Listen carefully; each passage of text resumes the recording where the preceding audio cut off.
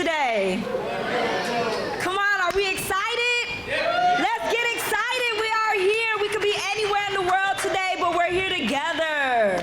And that's what matters. My name is Alexandria. I'm with the Worker Center for Racial Justice. I'm part of the Street Action team. Been with the Worker Center for about 2.5 years now. And I'm just excited that we're all here today. Let's make change.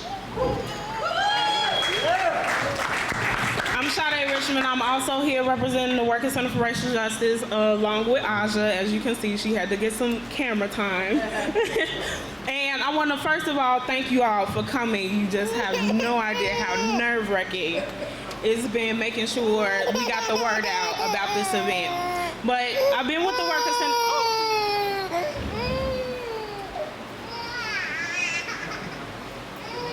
My apologies. She wanted the mic time as well. I've been with the Worker Center for 3 years now doing community work, street action team work as well. I've moved up to be the community organizer.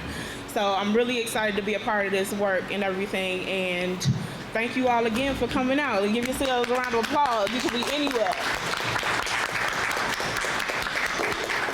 So right now I want to turn the mic over to our lovely board member, Ms. Renee Manley.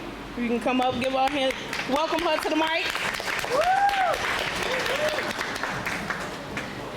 Good evening, everybody. How y'all doing today? So we're here tonight because it's an event called National Night Out, right? And we go and communities go out and they interact with the police. Well, we wanted to interact with our people. We didn't want to interact with the police tonight. We want to talk about what safety means to our communities. And the Worker Center for Racial Justice has been around for over 4 years now, working to organize and empower African American women, men, low-wage workers, workers in unions, workers without a union, around access to jobs, good jobs, and changing our communities for the better. I am proud to be a member of the board of the Worker Center for Racial Justice. And last year, I think we had the most significant victory of our small tenure as a community organization. And that's where we were one of the lead organizations on Ban the Box legislation. So for those of you who don't know what Ban the Box is, you know when you apply for a job and there's that little box on the application that asks you if you've been convicted of a felony. We were the organization that helped ban the box on those job applications. So at least it doesn't mean that everything has changed, but what it means is that at least you get the opportunity based on your skills and your abilities to get into that interview process without having your application being tossed in the garbage because you checked that box. And I can say that means a lot to me because I have people in my family that had to check that box, okay? Just keeping it real. People in my family had to check that box. Y'all know some folks who had to check that box? That was a big deal. So we want you to enjoy tonight. You're gonna learn a lot. We want you to participate, and we've got food in the back. So we want you to just feel like you're a part of the Worker Center for Racial Justice family on tonight. Thank you guys. I'll turn it over to Blake.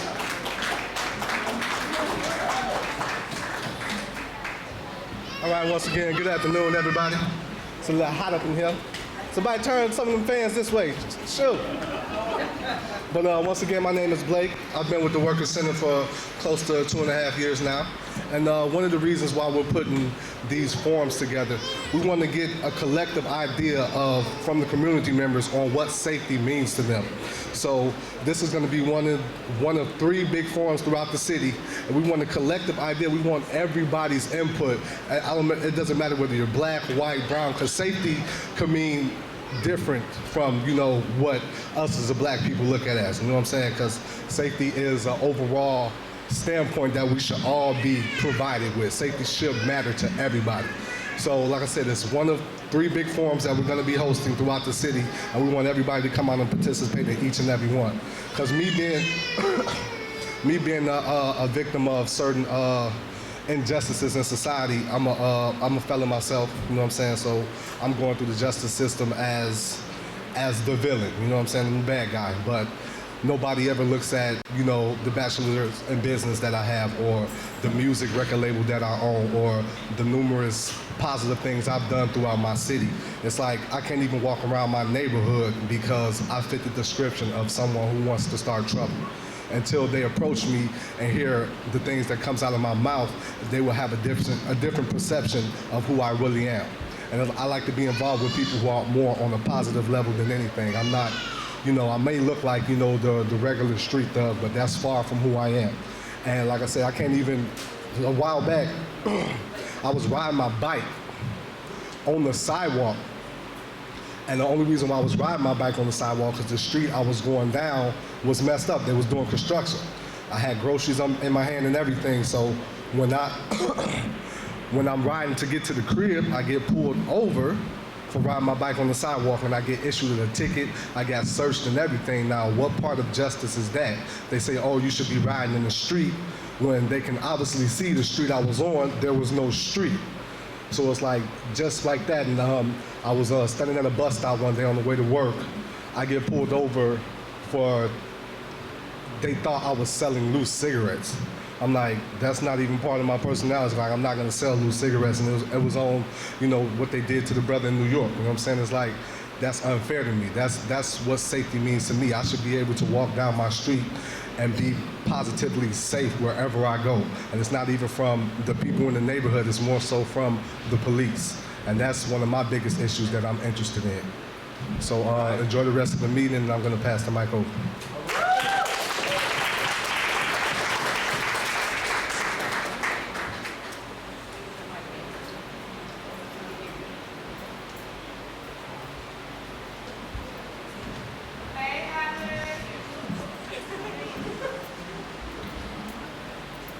So it's your piece? Your piece first? Yeah. So let's give a hand up for Blake being brave to come up here and tell his testimony. Thank you for that. So now we're gonna turn the mic over to one of our lovely hosts for a spoken word piece. Give us some energy, y'all. Okay, y'all bear with me because I will be reading this. Okay. Black and Puerto Rican woman, see, 3 kids, young one with a disability. My heart is weak due to these men raping, beating, getting me pregnant, see, then leaving me, low self-esteem. Yeah, I'm flooring hard truths, never stunning, never been me, cause we all go through things. And all women want rings, and all men want family. But in black society, it's not a reality. We're raised in poverty, just fantasizing, losing our sanity. Cops on the block, body steady drop.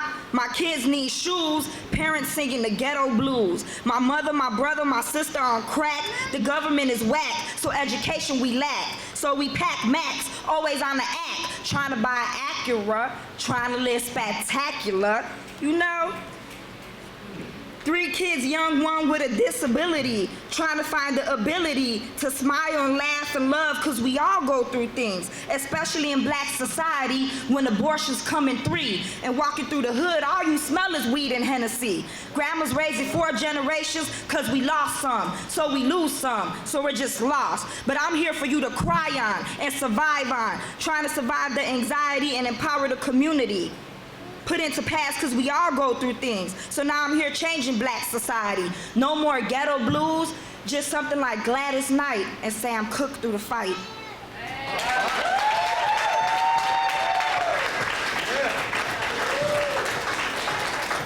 That took a lot. Let's give us some more energy. I love that piece. Thank y'all. So really quick, we're gonna pass the mic back over to Blake so he can do his spoken word piece, and then we'll move on to testimony from our volunteers. Let's give them some energy, y'all.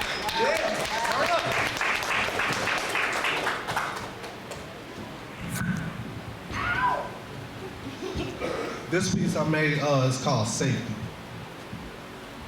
Safety to me means that I can walk around my neighborhood without harassment.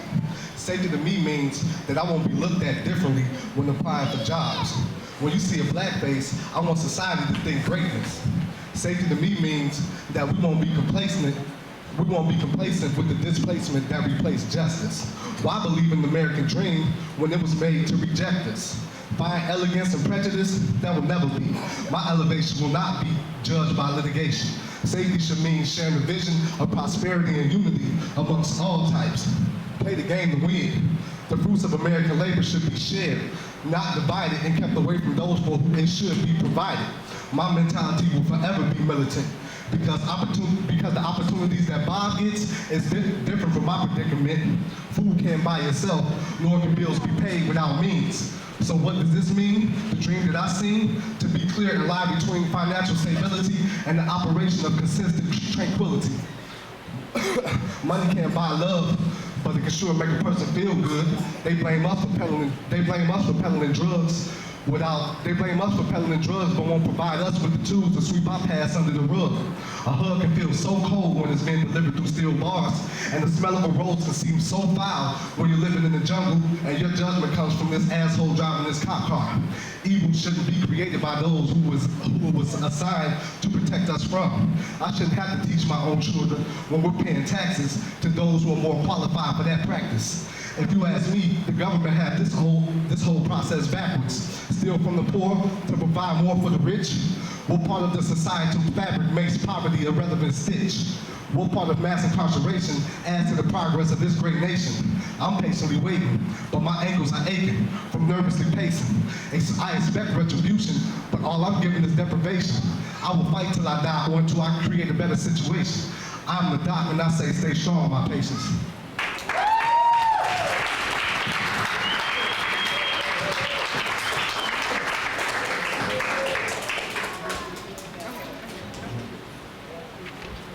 So now we have one of our testimonies coming from one of our own Worker Center for Racial Justice, Stephanie.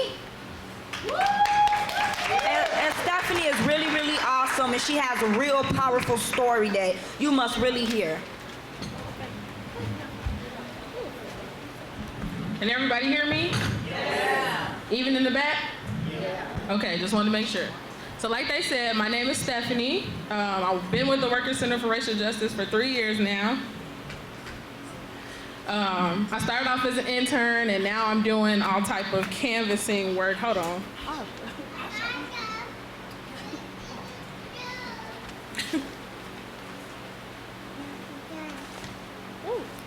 Hey, Aisha.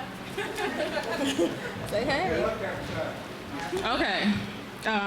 So I was one of those people who did everything the right way. I went to school, didn't cause trouble, and graduated college just last year with a degree in neuroscience. Now, one would expect that a black woman in the neuroscience field would be in high demand, but I applied to research jobs at Northwestern, the University of Chicago, and UIC with no success. I also applied to a graduate school in Southern Illinois for 2 years straight and didn't get an interview. The only jobs I could get after graduating was being a cashier at Target and temporary political campaign work. None of these jobs provided benefits, and none of these jobs required a degree, something I worked so hard to achieve. Although this came as a big surprise to me because I did everything right, but I shouldn't have been. I experienced a lot of racism while in school studying neuroscience. I had white male partners delete my work on group projects and even had those same people not include me during group meetings. There was one incident I remember vividly where my lab partner, a white male, refused to believe that I did better than him on a lab assignment. He kept asking me, "Are you sure that's yours?" It is only safe to assume that within the science fields, there's going to be racism professionally because these people grow up and get these jobs. Even to this day, and thinking about applying to graduate schools, medical school, whatever my next step is, I can't afford to take the graduate school exam because it costs money. Also, the application fees cost money too. Where is this money coming from if I can't get a job? This just goes to show you that there are more barriers to unemployment for black people than just not having an education. Being safe for me means getting a job and keeping a good job that can support myself and my future.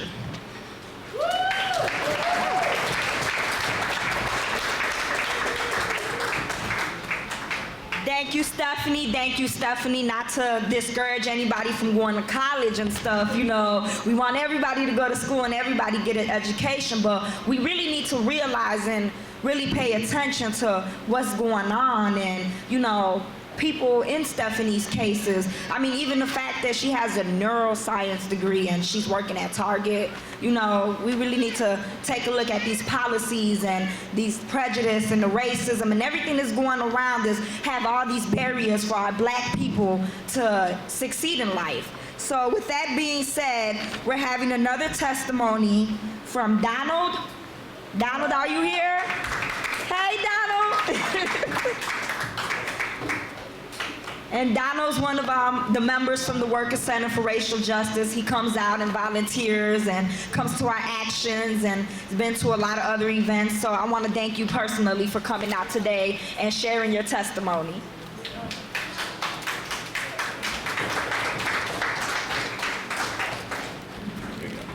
Good evening. First of all, I can say I can't necessarily directly relate to Stephanie, but I understand some of the stuff she was going through because before I started working nonstop like I'm doing right now, I was trying to get into school. I'm still trying to get into school, but unfortunately, like my situation is a little different. I didn't do like Stephanie did and do everything the right way in the right order. I had children, got married, had a family, but that being said and done, I had to provide for them. So currently I work 3 jobs. 3 jobs nonstop, every day. I really don't have an off day.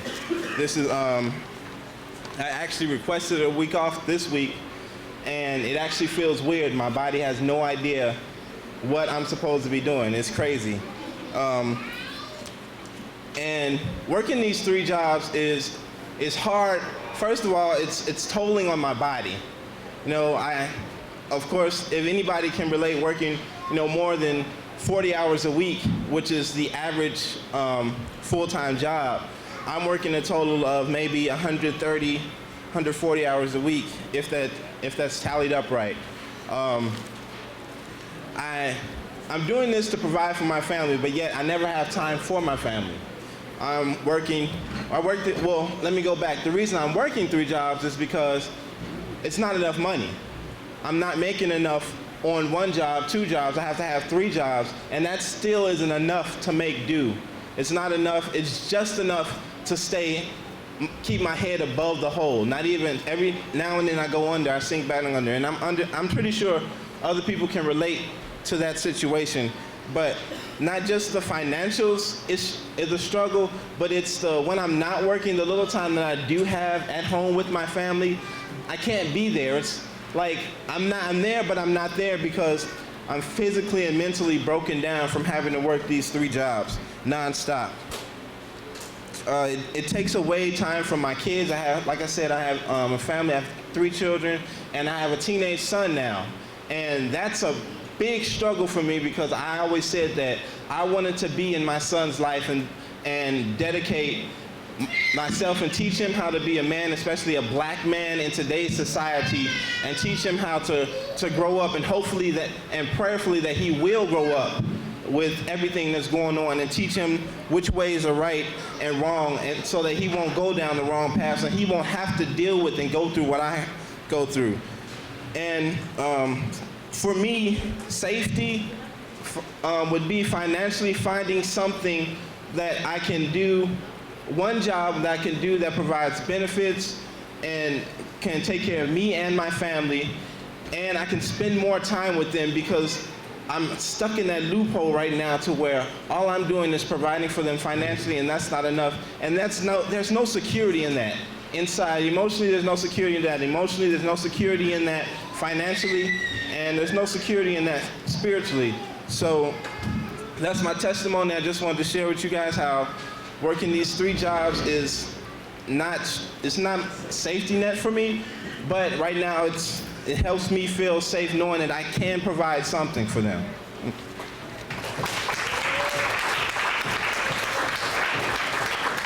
Thank you, Donald. Thank you so very much. I mean, safety is a lot of things to all of us. It's jobs and just being able to be at home with your children. That's safety right there. We have to teach them. There's nobody else out here to teach them but us. But how can we teach them when we're at work? 3, 4 jobs just to survive. We're having another testimony from the awesome and gorgeous Sade. So give Sade a round of applause. Thank you, thank you. So as some of you may know, parents, earlier this year, the funding was cut for childcare. And that impacted those 2 hours that they cut back on at my daughter's daycare impacted me a lot. It impacted how much work I can get done in each work day.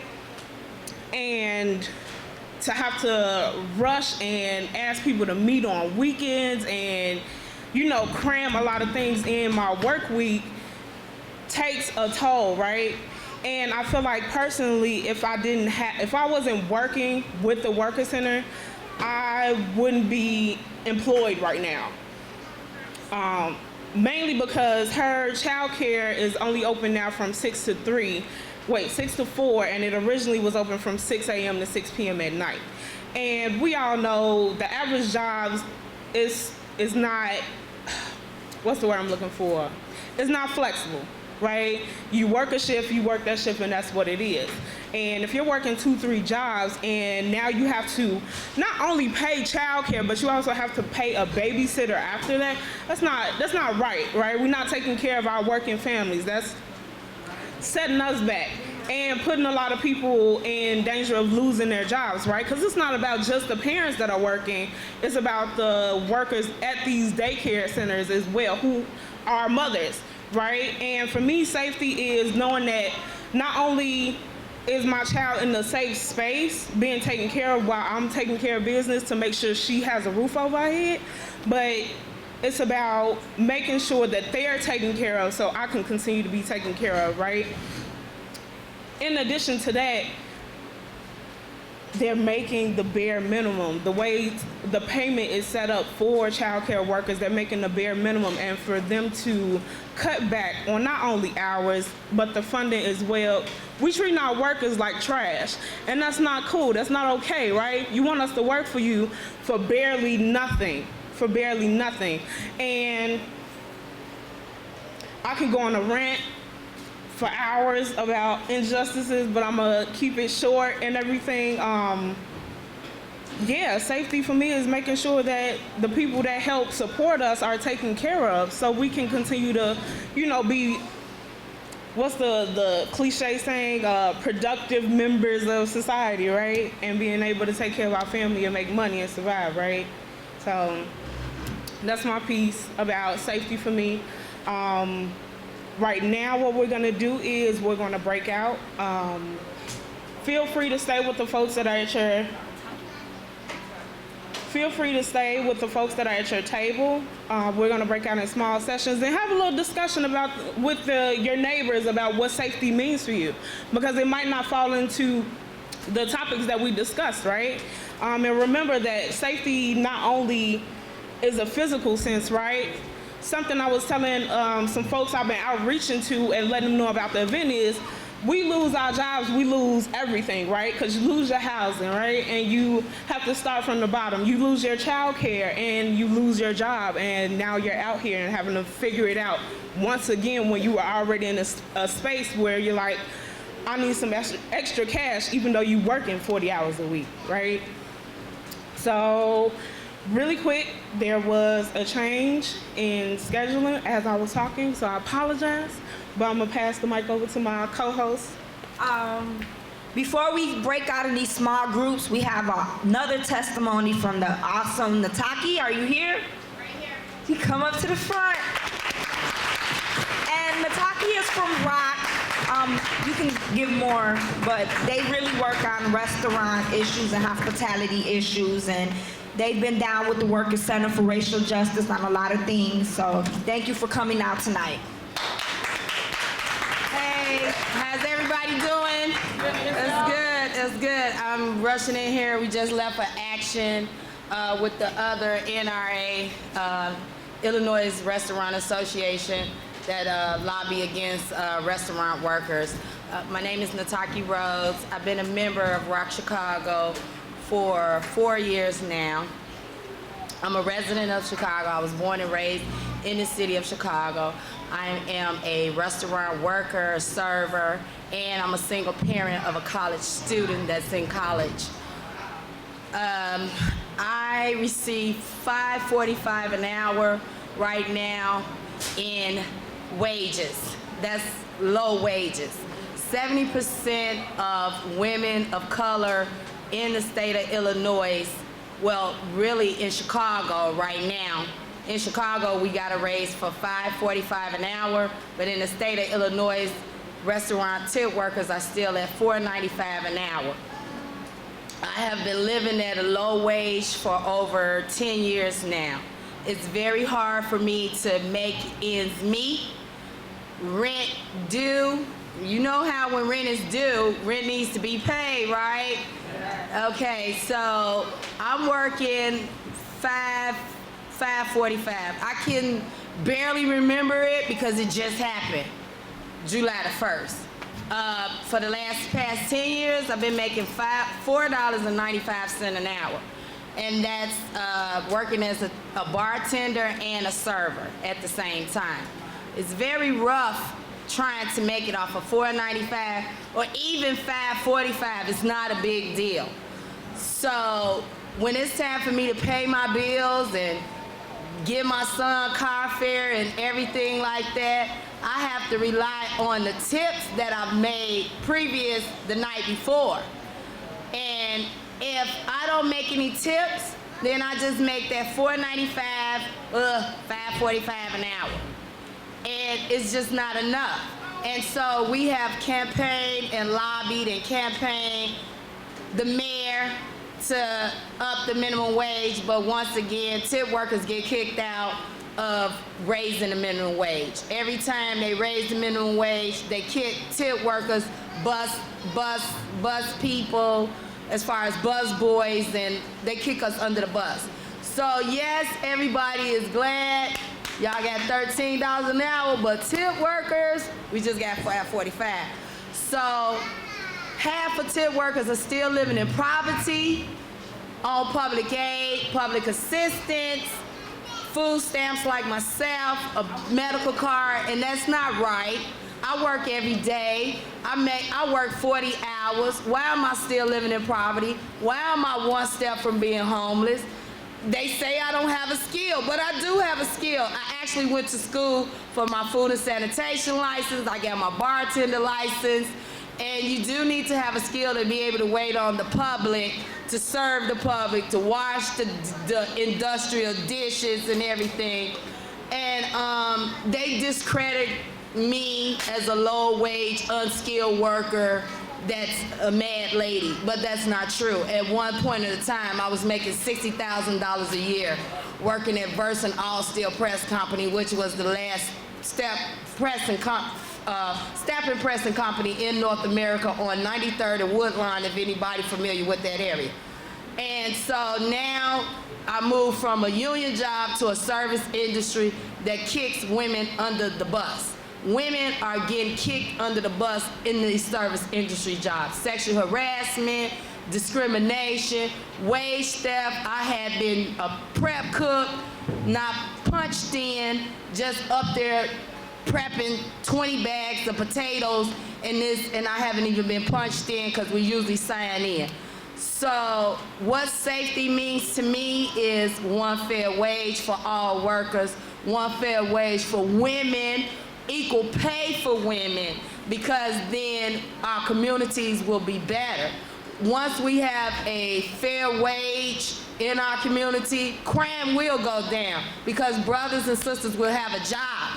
But I did the math now, me and my son, we did the math, 15 times 40, that's only $600 every 2 weeks. So that's just barely making it. But if you do the math on $825, that's only $300 and something. So you can't possibly say that I can afford it, or even when, you know, your kids, we want to kick them out the house. Anybody want to kick their kids out the house and want them to move, but they can't because they actually can't make it on $8.25 or even $10 an hour. So safety means to me for my son to be able to thank God for Workplace Justice Center. They got banned on the box pass. And so now when my son goes out, he don't have to worry about putting an X on the box. That's a big thing if you don't know, but it's big. And so safety to me means a better, safe community for my son, for my fellow constituents and everybody that lives in my community, and for the business that want to do better. Because if you bring a better income, it brings a better quality of the community. And so I say support workplace justice efforts in moving into a safer community. Support Rock United, Rock Chicago, and one fair wage. Thank you very much. Thank you, Nataki. Thank you. I have 3 children myself. I'm praying to God I can put them out when they get older. I hope the policies change and I don't harbor 3 children and 3 more generations in my home, because that's the reality that we're faced with today. We know we have grandmothers and great-grandmothers and daughters living all together because we just can't afford to move out on our own. And that is safety. Safety is to be able to have your own place.